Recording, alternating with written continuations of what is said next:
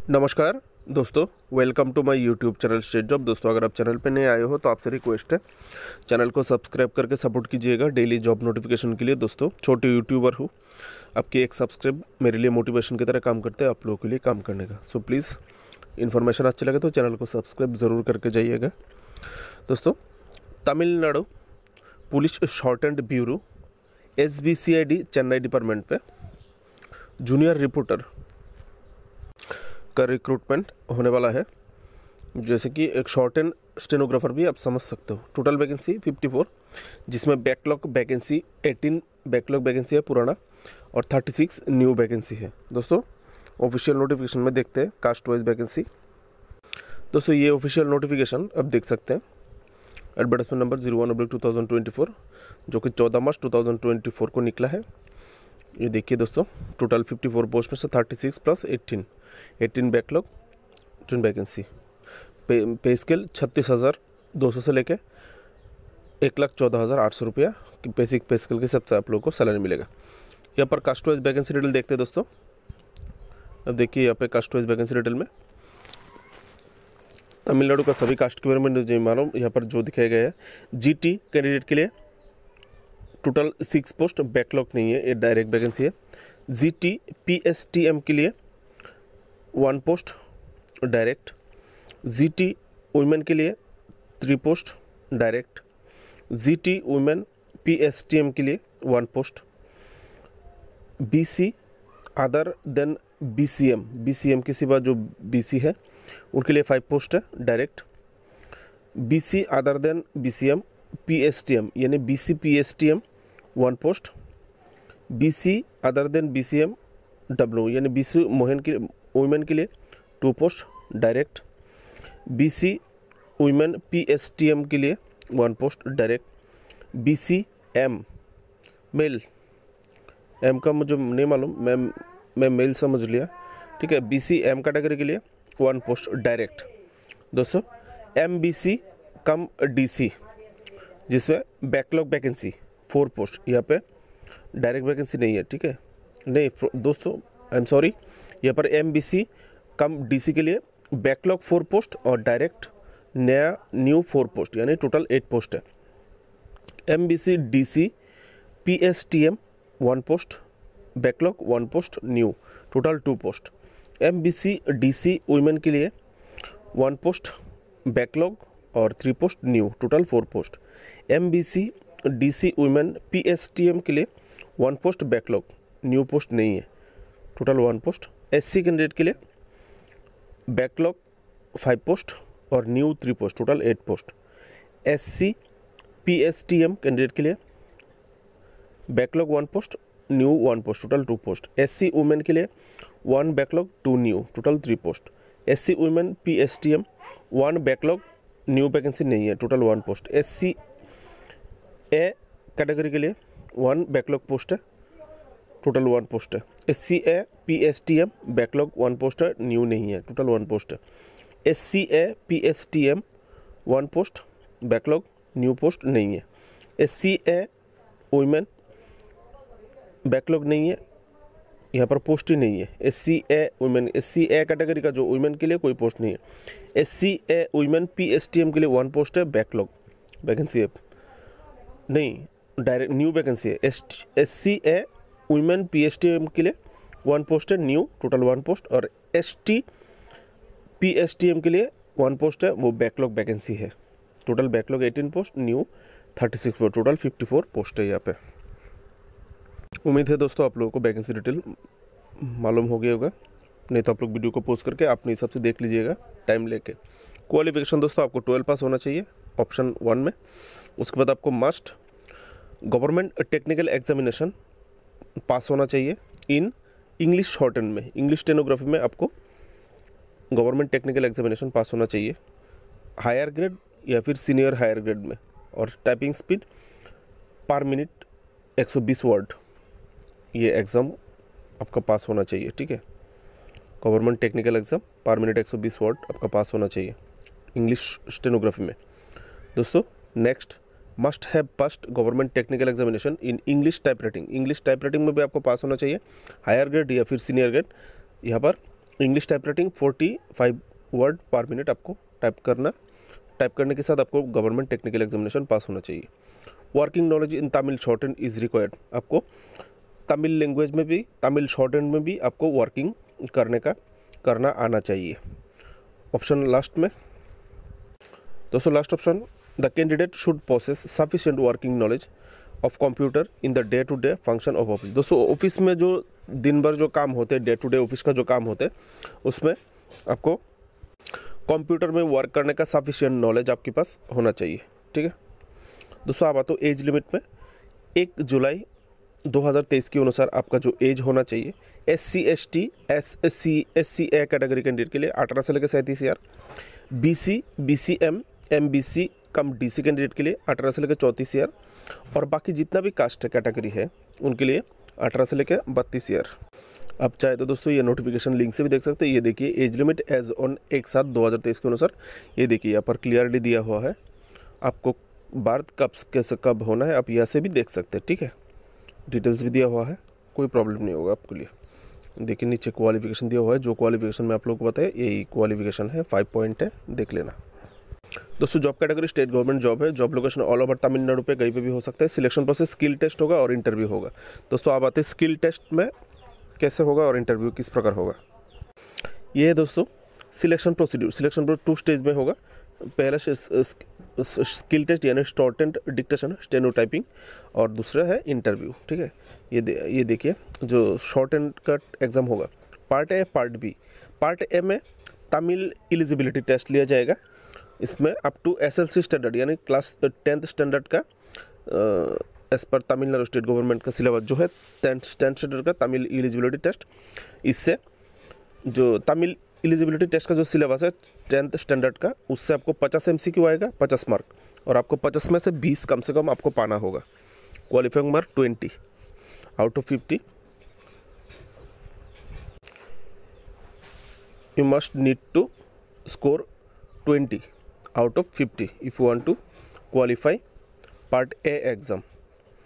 इसका जो exam duration है दोस्तों वो 60 मिनट का होगा। पार्ट बी में दोस्तों जो स्किल टेस्ट होगा स्टेनोग्राफी टेस्ट का, इसमें taking down dictation of a passage in English. आपको इंग्लिश में एक डिक्टेशन दिया जाएगा पैसेज टाइप, 5 मिनट टाइम मिलेगा आपको। हर मिनट 120 वर्ड पर मिनट के हिसाब से आपको ये ये डिक्टेशन आपको टाइप करना होगा। ठीक है, और transcription time 75 minute by long hand. दोस्तों मैंने तो स्टेनोग्राफी नहीं किया है, आप लोग जानते हो, आप लोग ये विषय किया है, आप लोग थोड़ा देख लीजिएगा। यहाँ पे आपको स्टेनो डिक्टेशन में 80 मार्क मिलेगा total. There is a 80 mark total in part B section in steno dictation. You must need to score 32 out of 80 if you want to qualify this part 2 exam। यहाँ पे आपको time मिलेगा 80 minutes. you will get 80 minutes for this 80 marks। total 2 hour 20 minutes exam duration। Dear friends, ये पे थोड़ा detail से आप लोग थोड़ा पढ़ के देख लीजिएगा। आप लोगों के लिए नेगेटिव मार्किंग है। ठीक है, नेगेटिव मार्किंग का जो पार्ट है वो आप लोगों को पढ़ के बता देता हूँ।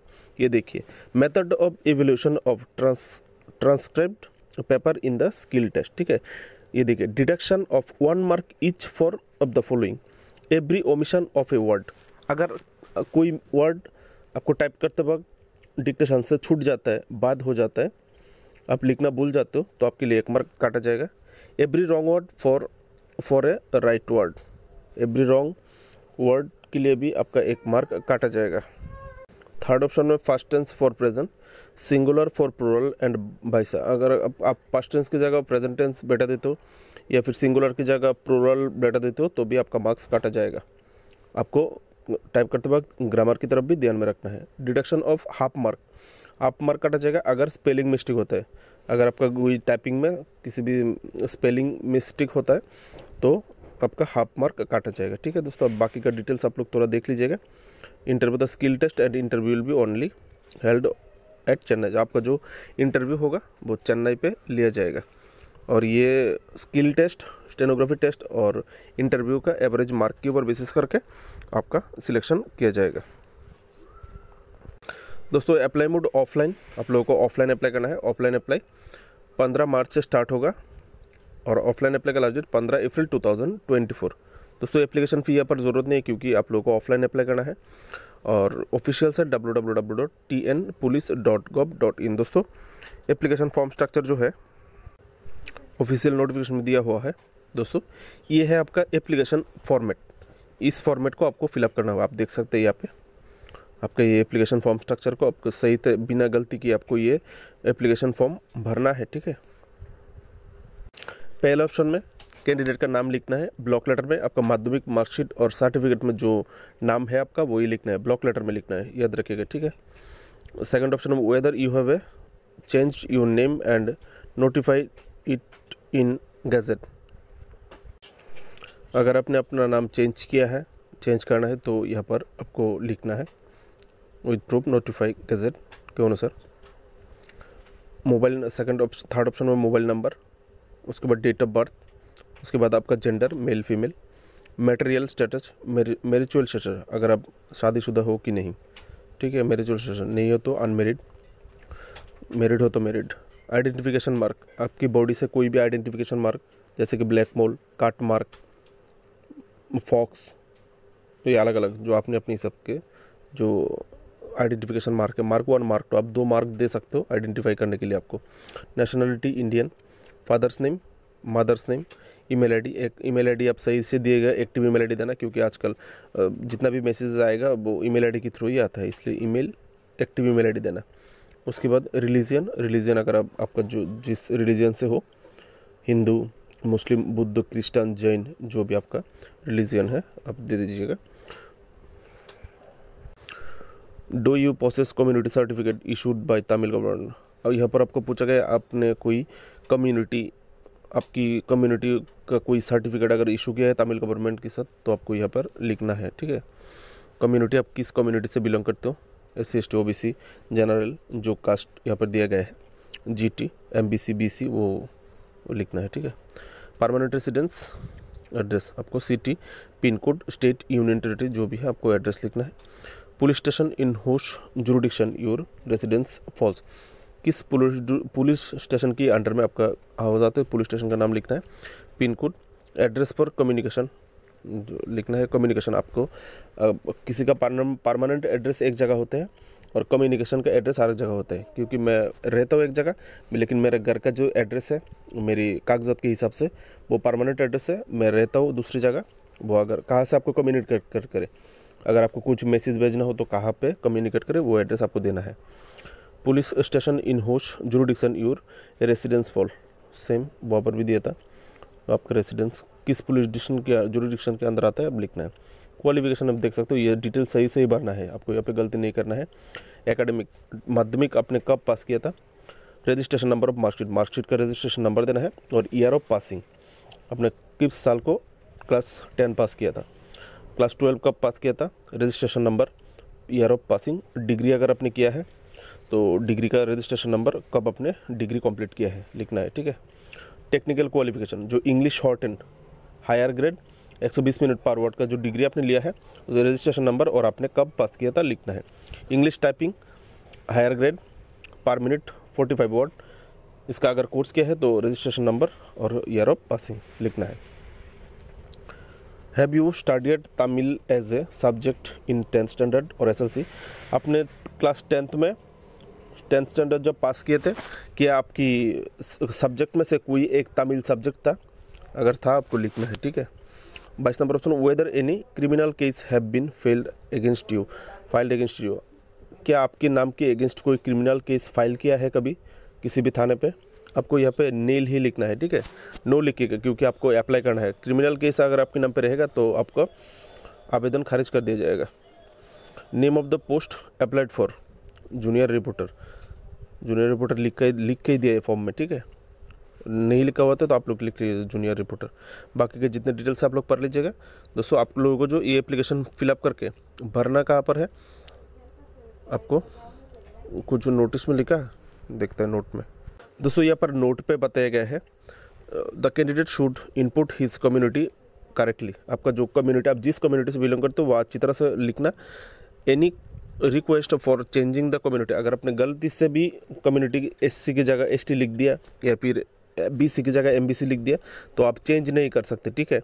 आप रिक्वेस्ट करेंगे तो भी नहीं होगा। दूसरा ऑप्शन में the candidate should verify all the details given by him her once in twice. आपको एक बार, दो बार, तीन बार आपको ये एप्लीकेशन फॉर्म डिटेल्सली बार बार चेक करके एप्लीकेशन सबमिट करने के लिए बोल रहे हैं। अगर आपने गलती किया तो एप्लीकेशन कैंसिल हो जाएगा, इसलिए आप अच्छी तरह से देख लीजिएगा। आपको ये एप्लीकेशन फॉर्म फिलअप करके आपको भेजना होगा। यहाँ पे 2 डेट लिखना है। देखिए दोस्तों, यहाँ पर डेट दीजिएगा। डेट देने के बाद signature of the candidate, signature of the candidate आप यहाँ पर सिग्नेचर दे दीजिएगा, ठीक है।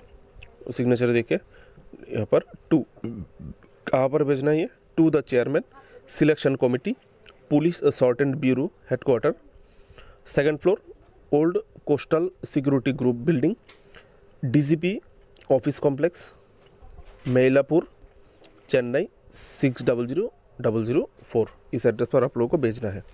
दोस्तों, आप लोग चाहे तो ये नोटिफिकेशन तमिल लैंग्वेज में भी पढ़ सकते हो। जिनको मेरी बात समझ में नहीं आया वो आप लोग यहाँ से नोटिफिकेशन देख सकते हो। यहाँ पे तमिल लैंग्वेज में भी नोटिफिकेशन दिया हुआ है, 2 लिंग, इंग्लिश में भी दिया है, तमिल में भी दिया है। आप लोग चाहे तो तमिल में भी पढ़ सकते हो।